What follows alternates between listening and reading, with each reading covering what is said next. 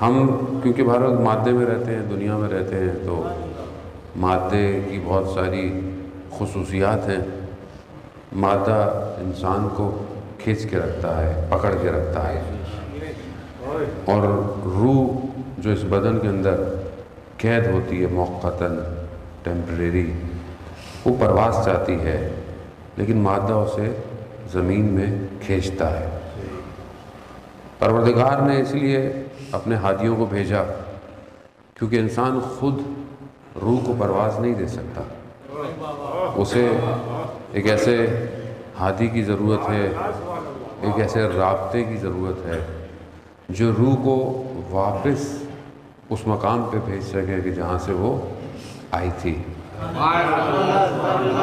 انا للہ و انا الیہ راجعون، کہ ہم اللہ ہی کی طرف سے آئے ہیں اور اللہ ہی کی طرف واپس جانا ہے۔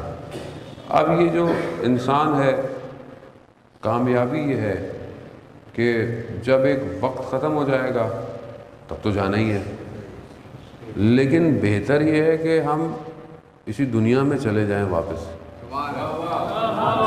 اسی دنیا میں پرواز کریں، اپنے آپ کو بلند کریں، اس مقام پہ لے کے جائیں کہ جو خاص مقام ہے۔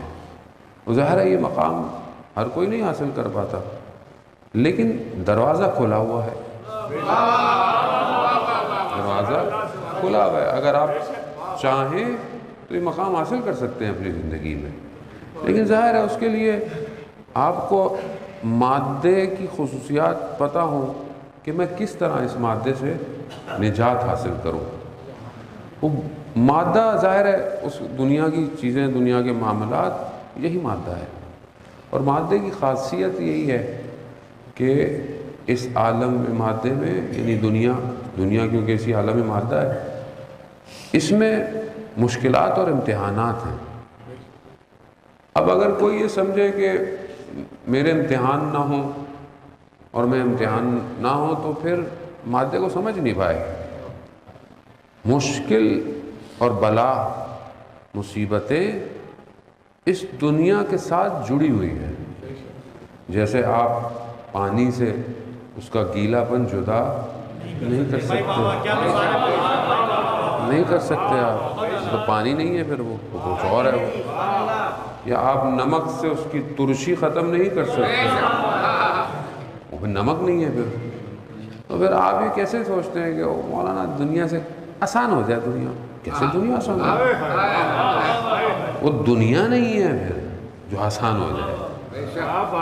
تو اس کو سمجھنے کی ضرورت ہے۔ یہ جو سمجھ گیا اسے زندہ رہنا آ جاتا ہے،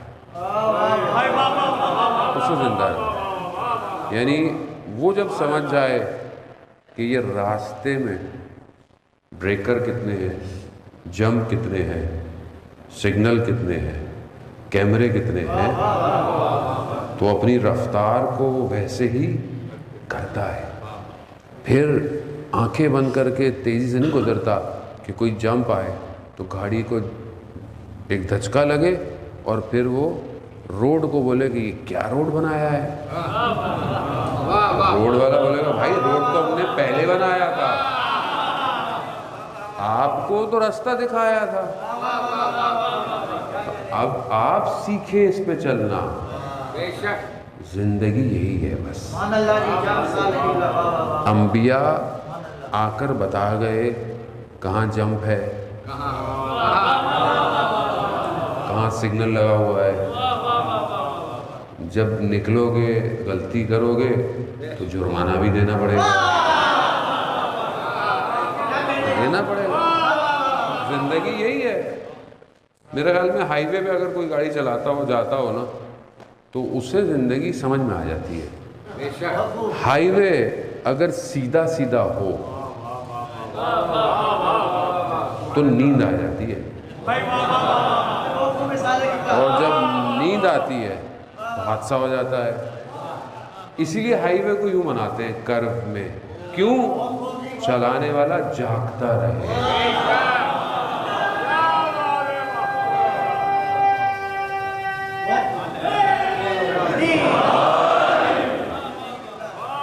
چلانے والا جاگتا رہے، اسے پتا ہو کہ اگر سو گیا تو کھو گیا۔ اب اگر منزل تک پہنچنا ہے تو بیدار رہو، اور بیداری بصیرت کے ساتھ ہے، بغیر بصیرت کے بیداری نہیں ہے۔ ہو سکتا ہے غلط ایگزٹ لے بیٹھو، بھائی دیکھیں پڑھا لکھا مجمع ہے، سیدھا سیدھا بولنا بہت سی جگہوں پہ سخت ہوتا ہے، اشاروں اور کنایوں میں سمجھتے جائیے، میں پڑھاتا رہوں گا۔ صلوات بھیجتے محمد والا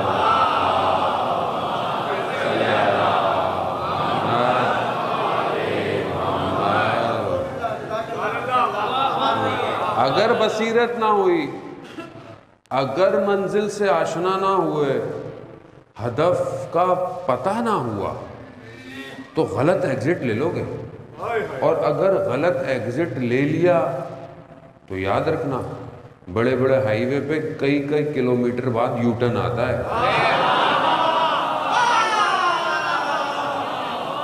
کئی کلومیٹر کے بعد یو ٹرن آتا ہے، صدیاں گزر جائیں گی۔ اس لیے شاعر نے کہا نا وہ کہ یہ تم نے برسوں جینے کا ارادہ کیا ہے، صدیاں اس کا خمیازہ بھگتو گے۔ یہ جو غلطی کر بیٹھے، غلط ایگزٹ لے لیا، آج تک انسانیت پریشان ہے۔